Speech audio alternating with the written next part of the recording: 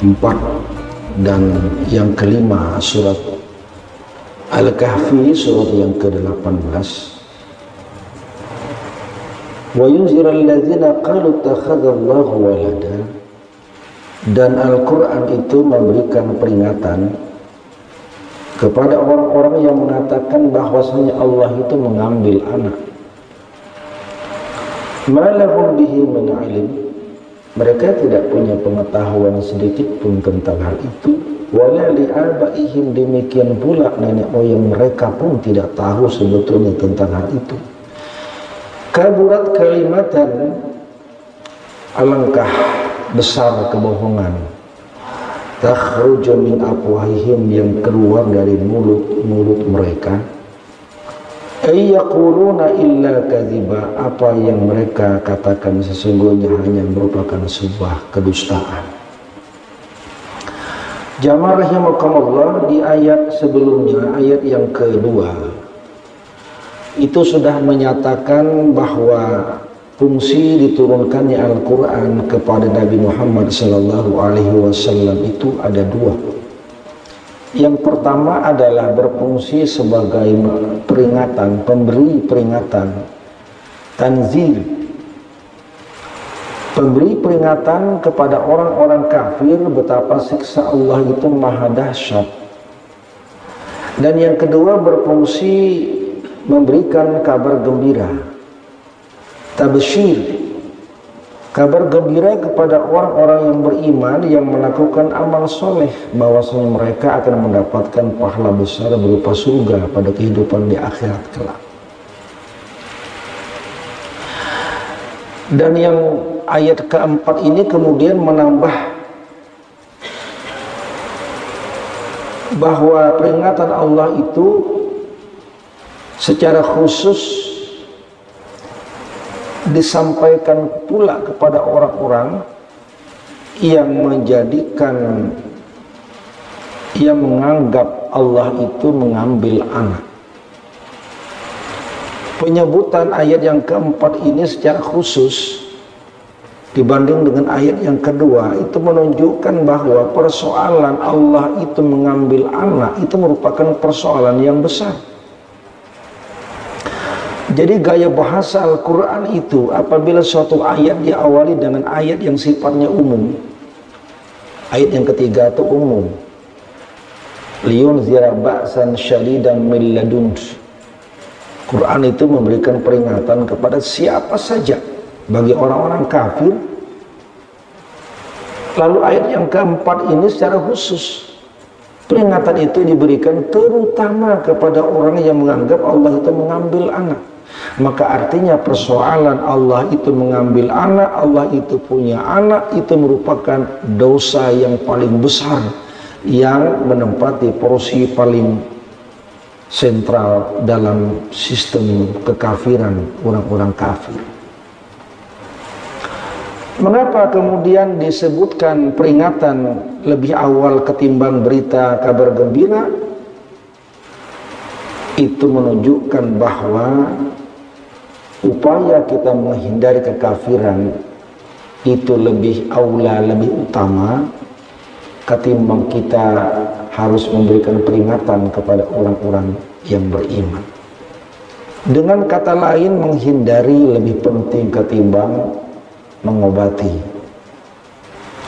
Menghindari jangan sampai terjadi kekafiran jauh lebih penting ketimbang memberikan peringatan kepada orang yang sudah beriman, memberikan kabar gembira kepada orang yang sudah beriman. Maka dahulukan langkah, istilahnya langkah preventif. Jangan sampai orang itu menjadi kafir, itu dahulukan. Baru kemudian kita berupaya membina, memperbaiki. Menghindari penyakit lebih penting ketimbang mengobati.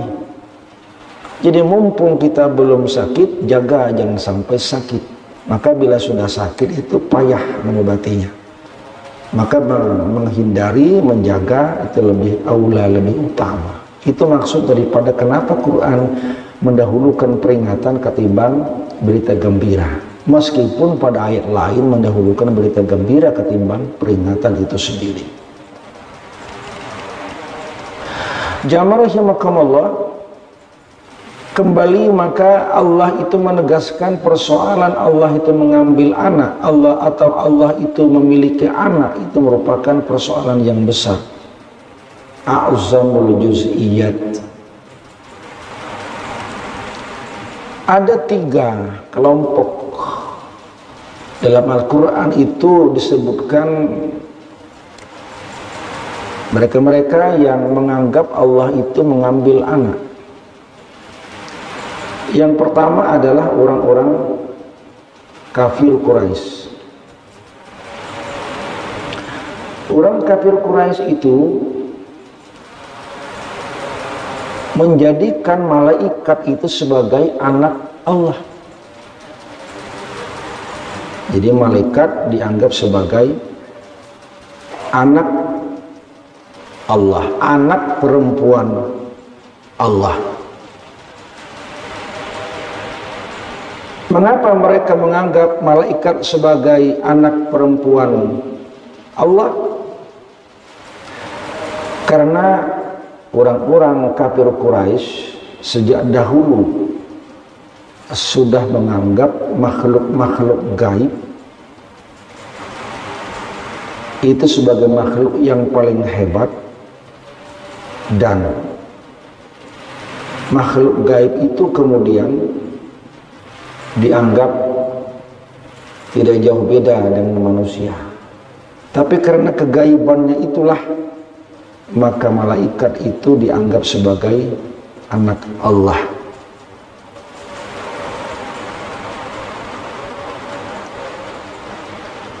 Makanya kemudian dalam tradisi orang Arab jahiliyah, anak Allah yang mereka jadikan sebagai anak adalah anak perempuan. Malaikat itu kan dalam bahasa, dalam pembagian istilah bahasa itu termasuk muannas, malaikah. Dan karena itu mereka menganggap sebagai anak perempuan Allah. Ini bertentangan dengan keyakinan mereka bahwa sesungguhnya perempuan itu di mata mereka adalah orang-orang yang terhinakan. Itu sebabnya ketika orang-orang kafir Quraisy itu kalau punya anak dan anaknya perempuan dibunuhi. Artinya perempuan di mata mereka tidak punya harga dan nilai apa-apa. Tapi sangat bertentangan kenapa kemudian ketika dihubungkan dengan anak Allah, maka anak Allah itu perempuan.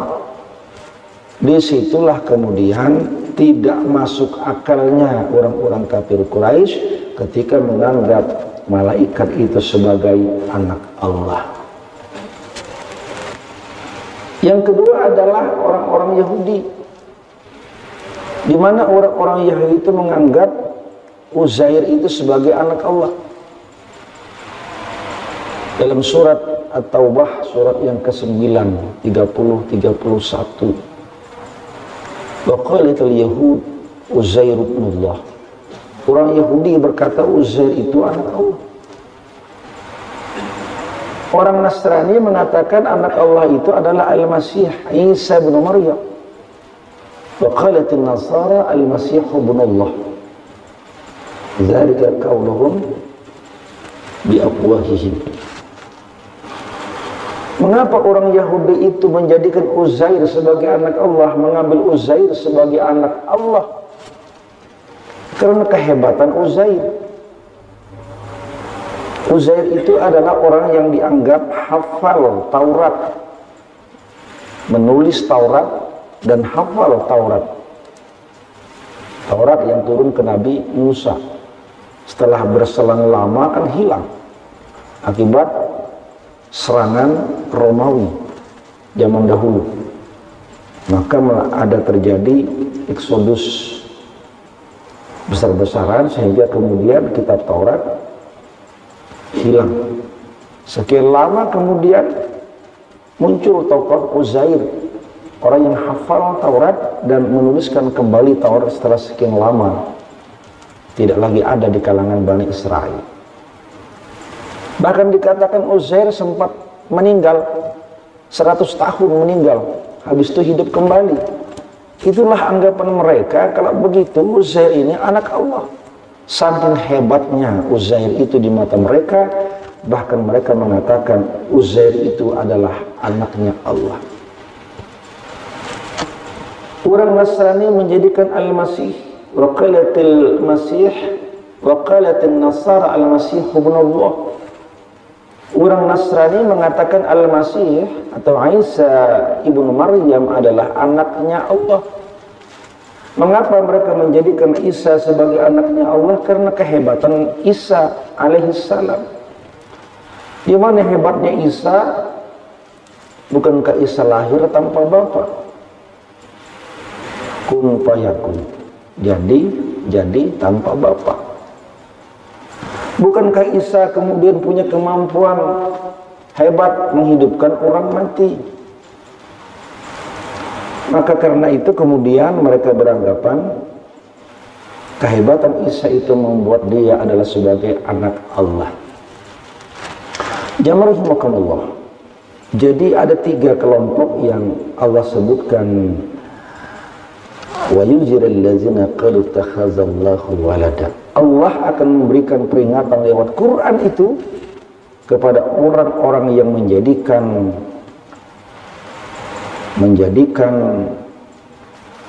Allah itu memiliki anak atau Allah mengambil anak. Baik Quraisy dengan malaikat yang dijadikan sebagai anak, Yahudi menjadikan Uzair sebagai anak, dan Nasrani menjadikan Al-Masih Isa sebagai anak. Dan kalau kemudian Al-Masih dianggap sebagai Tuhan, di mana ilmunya?